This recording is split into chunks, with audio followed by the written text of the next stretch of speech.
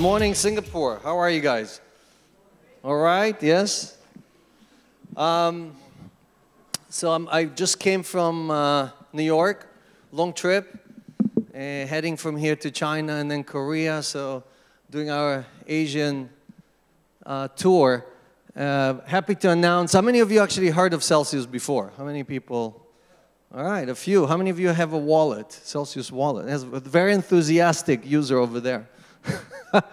So my story, I want to share with you my experience, how I see the industry, and kind of give you a little bit of what we think where the industry is going. And to add to what Nathan was saying, we think we have a use case that is the killer app for the cryptocurrency space.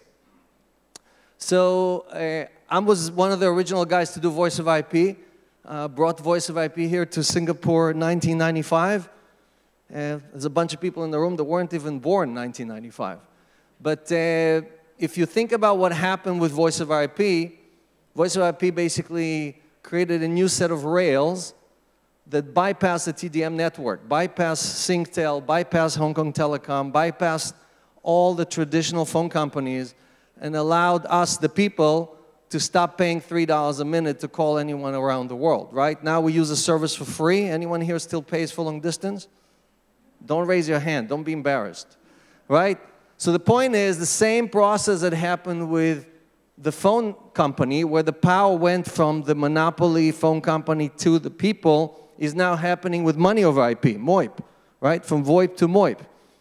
And with money over IP, we have a new set of rails called the blockchain, and we can stop using the banks or the traditional financial institutions and replace them with MOIP services. That's what we're all in the room for, right? We're here to create new financial services that enable the people to get the power back.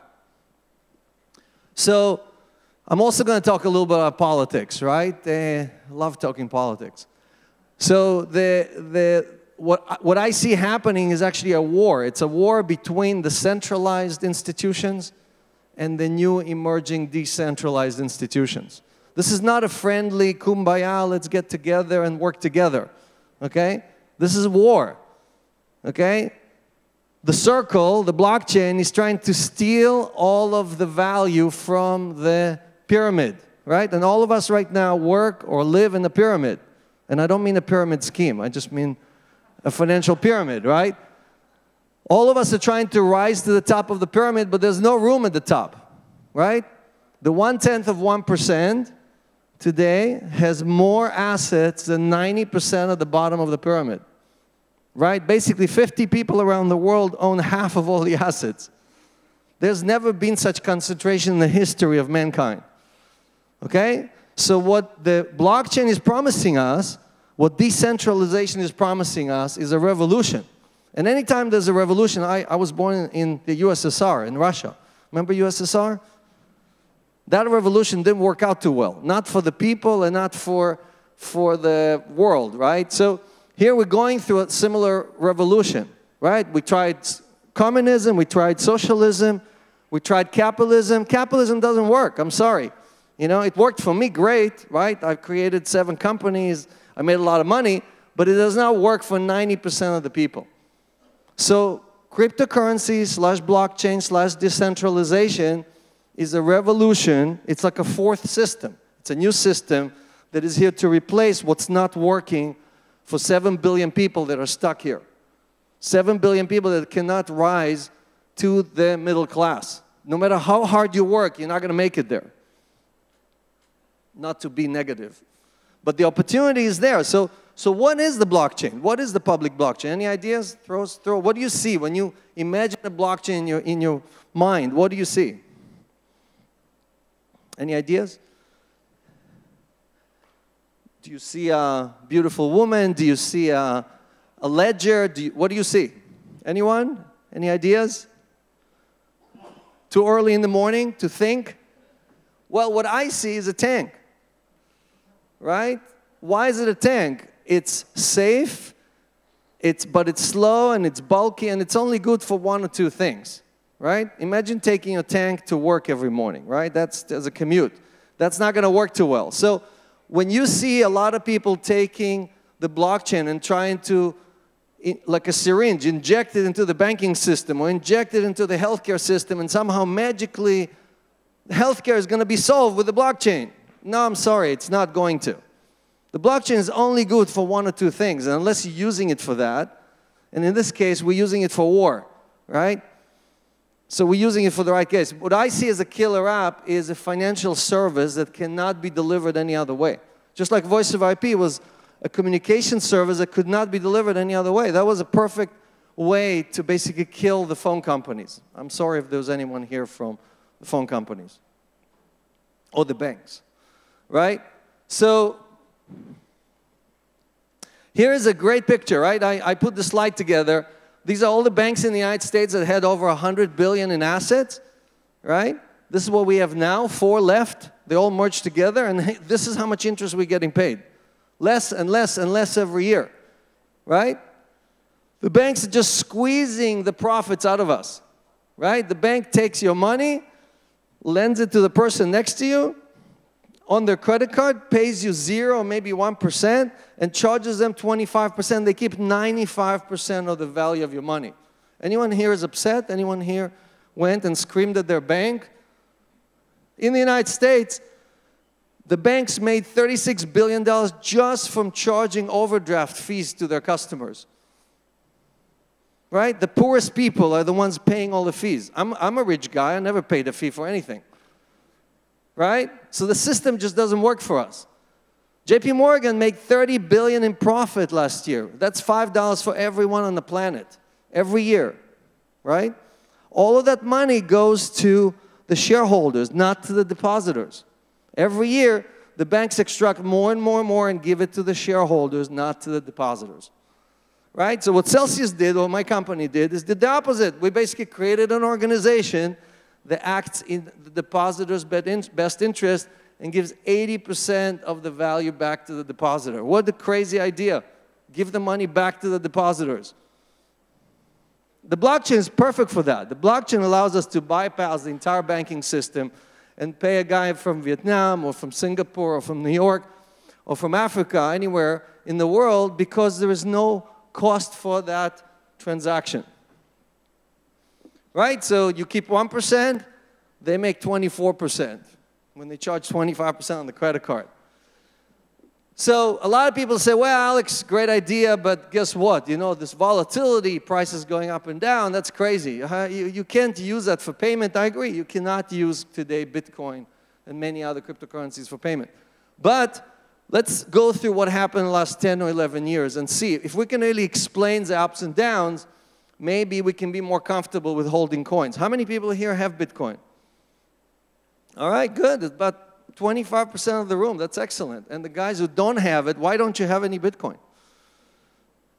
So Bitcoin is the only non-correlated asset that exists today. If you hold your assets in dollars or in Singapore local currency, you are exposed to that risk. Any other asset you own, bonds, stocks, everything else denominated in those currencies, right? So if the US, for example, decides to print an extra few $1 trillion, which they just did, what can you do? Nothing. So you want some 5–10% of your assets in a non-correlated asset class. Bitcoin is the only non-correlated asset. Do you guys know what's the best performing asset class in the last 10 years? If you chose all the asset class, bonds, stocks, anything, including the most risky stuff, gold, what's the best performing asset class? Bitcoin. No matter how you cut it, including when it went down 80%, it would still be the best performing asset class. Against the dollar, right? If you put Bitcoin against the dollar, the dollar lost 99% of its value, right? By definition. So let's talk about what happened. Satoshi invents the Bitcoin. Anyone remembers when that happened? Anyone met Satoshi? Anyone is Satoshi? So who comes first? Who grabs the baton, right? Anyone here was a 4-man relay race in high school or in college? Not a single person? Come on. Here, one guy in the back. All right, so at least you'll understand what I'm talking about. So four-man relay race, right? The first guy to grab the baton, try to finish the race all by himself are the anarchists, right? That's when Bitcoin went from 0 to about $28, right? And then it crashed 80% because we ran out of anarchists. We had to hand off the baton to the second racer. Who's the second racer? Any guess? Any ideas? Quick, I'm running out of time. I need answers. Come on, guys. Libertarians, very good. You see? Just in time. So the anarchists pass the baton to the libertarian. Every time you pass the baton, the Bitcoin drops 80%. Why? People leave. They don't believe in it. They think it's a bad idea. They get exhausted. They go back from crypto land to fiat land, right? And we lose 80% of the value. The libertarians, there's about 1 million anarchists. The libertarians brought 3 million people in. And that's where Bitcoin went above 1,000 for the first time. Did we have enough libertarians? How many people in the room are libertarians? Wow, not even a single one, not admitted, right? But most people are not libertarians or anarchists, right? So what's this third group that came in and took Bitcoin to 20,000? What's the third group? Speculators. I see somebody here saw my presentation before. So the speculators are the third runner, right? The speculators take the baton from the libertarians. Guess what? During that decrease, Bitcoin went from over 1,000 to 200, exactly 80% drop, right? They hand off the baton to the speculators. Anyone here is a speculator? I keep my hand up. I'm a speculator. There's nothing wrong with being a speculator. So we brought in 20 million speculators from fiat land to crypto land. Everybody thought they're going to retire. They're going to live at the top of that pyramid that I had before. But that obviously didn't happen, right? Because you still need a use case. All of us just speculating on something does not make it good. So speculating is not a use case. Speculating is speculating. So they cannot finish the race. Speculators take the Bitcoin to 20,000. They cannot finish the race. They have to hand off the baton. Who do they give the baton to? Who's the fourth man race? Who's the guy, the fourth guy who's supposed to finish the race? Come on, guys. It just happened a few months ago, right? Bitcoin dropped from 20,000 to 3,500. More than 80% drop. Donald Trump? No, we were supposed to, we all thought that the banks and the financial institutions are going to get so scared, they're just going to come and buy Bitcoin at any price, right? And when they didn't, what happened? What happened to all these speculators? There was no room on a plane to go back from crypto land to fiat land. Everybody was running away as fast as they could. No one wanted Bitcoin at 6,000 or 4,000 or even at 3,500. Right now, everybody's buying Bitcoin at 10,000 or 12,000, right? So it's just a silly process. So we went through this 3 times. Do you think we would learn the lesson? Right? So the fourth group that was supposed to save us are the institutions. I'm sorry. There's no financial institution that I work with over 100 institutions. We, Celsius, trade with over 100 banks and institutions that touch crypto. Okay, hedge funds and exchanges and so on. None of them, most of them don't want crypto to be successful. They want to trade it, but JP Morgan makes $30 billion a year because there is no crypto, not because there is crypto. Crypto is endangering their franchise. So this handoff just did not happen. We dropped the baton. We could not finish the race. The only way we finish the race and get this to new highs is if we bring 100 million more people like us, like the guys who raised their hand and said, I own Bitcoin because I want diversification, because I want not to be bounded by this or that government or their spending decisions or anything like that. So if you cut the baton, right, if you take the baton, you slice it, these are all the different asset classes that we need to add, right? These are all the different people that need to come in and adopt this as a financial non-correlated asset class. So again, going back to VoIP, right? We've seen this before, how one network ate the next network and so on. I remember when I came to Synctel and I showed them voice of IP, they laughed at me because they all bet on ATM. They were telling me, listen, forget about this, your stupid technology with the slow internet. Everybody's using dial-up modems. What are you talking about? You cannot take all of this infrastructure we have on the TDM network and put it on TCP/IP. But TCP/IP ended up winning against ATM. Why? Because it's an open architecture, open platform. Just like the open blockchain will always win against people like Libra or people like JP Morgan who have their own private blockchain, like an intranet. Those things will never be successful. I'm not even worried about it. Right, so now we have a new fishy. Anyone met this fishy? So we have a new system, right, that is 100 times bigger than the entire internet. I know you think that the internet is the largest network in the world, right?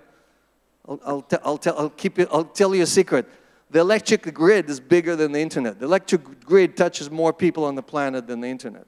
There's many, many people that have electricity and still don't have internet. So, but the new quantum blockchain, which is just being developed, right? The fastest computers in the world today are the crypto computers that are running the Bitcoin, running the Ethereum network. Actually, if you take just Bitcoin and you take the 500 largest supercomputers, Bitcoin has more processing power than the 500 largest supercomputers. That's how big Bitcoin is. People don't understand that. So if the biggest network always wins, then the internet is just going to become an application on the blockchain. Just like voice became an application on the what? On the internet. Voice is just an application. All of you used it yesterday or today. Right? Same thing with software. I'm running out of time, so I'm going to go quick. Centralized, decentralized, right? And now Web 3.0 is a blockchain-based software system. So if you want to build anything in this area, and you want it to be successful, you need it to have these characteristics. It needs to be open and decentralized. It needs to have its own utility, its own token economics, meaning its own currency. And it needs to be secure and immutable. And you'll see a lot of projects that have one or two of these, but very, very few have all three. So I summarized all of it in a very simple formula. E equals mc squared, right? Anyone wants to come and help me explain Einstein's formula of relativity? No? You sure? It's too early in the morning. We can try that again in the afternoon. So what does E stand for? No, this is a crypto conference, a Bitcoin conference. This is not a...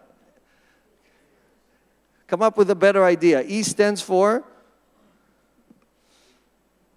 Ethereum. Very good. One idea, right? Any cryptocurrency. If you want this to be powerful and successful, what do you need? What are the things you need to make E gigantic?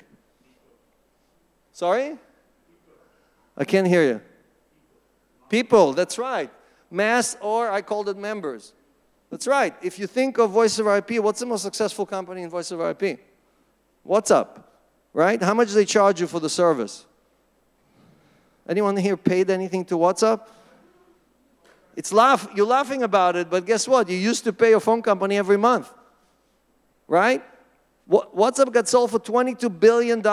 It had zero in revenues. It had 12 employees.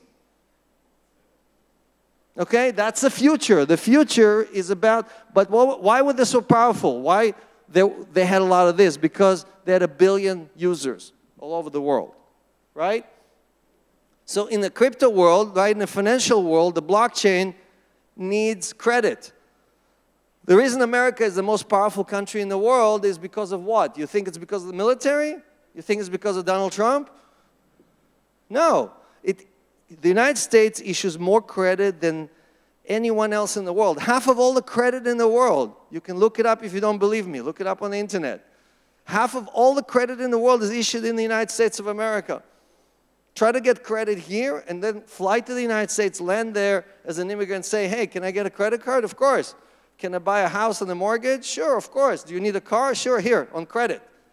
The entire economy is over-leveraged on credit. That's a secret to the American GDP. That's a secret. The military is just there to protect the American dollar and protect the credit system. Right? We can create all of that on the blockchain as well. That's part of what we're trying to do. So we had 3 waves of innovation: infrastructure, middleware, and dApps. Celsius is one of the probably fastest growing, most successful dApps you've ever seen.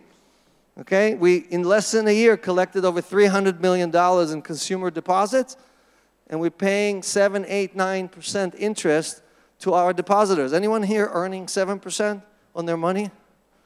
Really? You're earning 7%? Oh, in my system. Okay, I thought for a second, I'm yet to see a bank that pays anything close to that.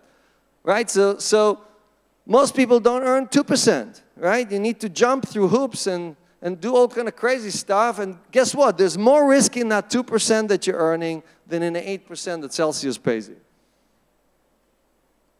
So you have to think of cryptos like Pac-Man. Pac-Man is always hungry. Pac-Man is going to eat all the different asset classes. Right now, Pac-Man is going after gold and after risky assets. Right? It's going after countries that don't have stable currencies like Turkey or like Venezuela or whatever. But soon enough, it's going to run out of those and it's going to come and start eating your currency. If you don't believe it, you can quote me on that. It doesn't matter if it's going to take 5 or 10 years, it's going to eat up your currency. Because any country, especially the United States, that lives beyond its means, the United States is, I'm a proud American, but I can tell you, if you can keep printing more money than you have, and you have 23 trillion, with a T, in liabilities, no one is going to want to buy your debt. So like any industry, you know, this is the Gartner hype curve if you haven't seen it, right? We go through ups and downs, and that's what we are, right? We have anarchists, libertarians, speculators, institutions. We had the first wave was BTC, second wave was ETH. Now we have to cross the chasm. Anyone read the book, Crossing the Chasm? Jeffrey Moore? Jeffrey talks about all the different paradigm shifts that take us to the next level. So how do you cross this chasm? What's going to take us to the next step? Any ideas? You have to be quick. Security tokens? Anyone here is a big fan of security tokens? Right? I don't think so. I don't think security tokens are ready. Right? It's going to take a bunch of years. NFTs? Anyone knows what NFTs are? Non-fungible tokens? Right? Much better idea, one of a kind, on the blockchain, right? You can trade in that asset, a Picasso. You can attach an NFT to it, and then you can trade NFT instead of the actual Picasso. That is few years away. The thing I believe in the most are stablecoins. Stablecoins are digital representation of this or that currency. Digital representation of the Hong Kong dollar, digital representation of the yuan, or of the dollar. Right? Those are things that now you can trade that 24/7, 365. You don't have to wait for the bank to be open or for the teller to ask you 100 questions about where you're sending money and why and what do you know about this person and all the other stuff. Right? So quick, VoIP to MOIP. We talked about that. Decentralization, it's a war. Scaling the next 100 million users, right? That's what this is all about. If you're not bringing new people into the blockchain, you're not going to do anything. If your application does not bring new people for a very different utility, right, nothing is going to happen.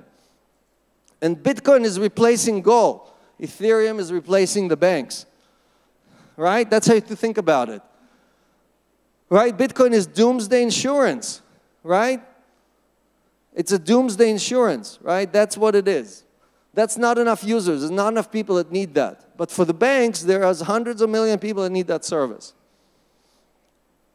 Don't ask what Satoshi can do for you. Ask what you can do for Satoshi. Right? You want to bring new users? You're doing something for Satoshi. I stole that from JFK. Right? So we have different asset classes, right? We have cryptocurrencies, utility token, security tokens. Again, I'm a big believer in these type of applications, right? But there is experimentation going everywhere. You can see on the floor here, exhibitors that work on the corporate side of it, on the trade side of it, and so on, so on. So plenty of things to do. So what we do is very simple. We charge borrowers 9%. I hope that was the tone for applause, no? We charge borrowers 9%. We give 7% back to the depositors. It's very simple. That's what your bank should be doing every day. But instead, your bank takes all that profit and give it to its shareholders in terms of dividends and stock buybacks and big bonuses and everything else. And all of us continue to give our money to the bank for free. Here, take my money. I work really hard. I work 7 days a week. Here, take my money. Don't pay me anything for it. So just like we stopped using the phone companies that used to charge us $3 a minute, we just stopped using them and went to WhatsApp and Skype and all these other services. You can stop empowering the banks. The banks lose all their power if you stop depositing money there. They don't make money from their money. They make money from your money. So do you want to work for your money, or do you want your money to work for you? I'm very mad about this, and I decided to dedicate the rest of my life to solve that one problem. Okay, so you can either work from 9 to 7, or you can party from 7 to 9 if the money works for you. Now, that was just a joke. In Vegas, this works much better, this slide. Not in Singapore. I think in Singapore, this is not a funny slide. Right, so try our app, download the app, look into it, buy some Bitcoin. We don't sell it. We just pay you interest or give you cheap loans. We have 18 different currencies or tokens or coins that you can deposit and earn this interest with us. Okay, we pay more interest than anyone else. We pay more interest in Bitcoin than all of our competitors put together. We paid more interest in Bitcoin than all of our competitors put together. Okay? That's what it looks like. Again, we did $2 billion in loans, $350 million in AUM, all of this in less than a year. This is probably the fastest growing blockchain application you've never heard about. Why? Because people need that. There is no person on the planet that you can go to and say, do you want more interest? And he would say, nah, I'm earning so much. The banks are giving me so much money. I don't need anything else. Or if you want to issue them a loan, they say, oh, I'm paying so little on my loans, I don't want to pay any lower interest rates. So if you believe we need an alternate system, an alternate set of rails that will work for us in our best interest, then you need to empower a blockchain that does that. Or if you don't, just keep giving your money to the banks. That worked pretty good for the last 700 years. 10 different blockchains, publications ranked us as number 1 or 2 or 3 top application in the space. You can look it up. And anyone read Satoshi's white paper? How many people here actually read Satoshi's white paper? Only one guy. Okay, a few. On page 9, Satoshi says, here are the people that I took their ideas. I'm standing on the shoulders of giants. 4 of the 7 references go to this guy. Anyone heard about this guy? Scott Stornetta? He actually invented the blockchain, 1991, Belcore. And you thought Satoshi invented the blockchain, right? So the blockchain is not a new idea. It's a 30-year-old idea whose time has come. Okay, so P2P for me is power to the people. It's not peer-to-peer. Are you bringing power back to the people? I've done it once. 4.5 billion people use the patents and the protocols I wrote in 1994. 4.5 billion people. I don't collect any royalties for it. It's free. Any one of you pays anything for it? Right? So the same thing you can do with the banking system. So again, we open an office here. This is how our system works. We're looking to hire people. If you think you're good enough, come talk to me after the presentation. If you can figure out what this is and how it works, I'll hire you in a second. And this is the secret to our success. Our entire team is only 45 people. But we're the only company in crypto or in the blockchain that has more women than men. Most companies are 9 men and a dog, right? 9 engineers and the dog is also male. This is how you get in touch with us. You can just scan this. It will download the app. I'll be here for the rest of the day if you want to come and talk to us. Thank you very much. And thanks for coming and supporting the community.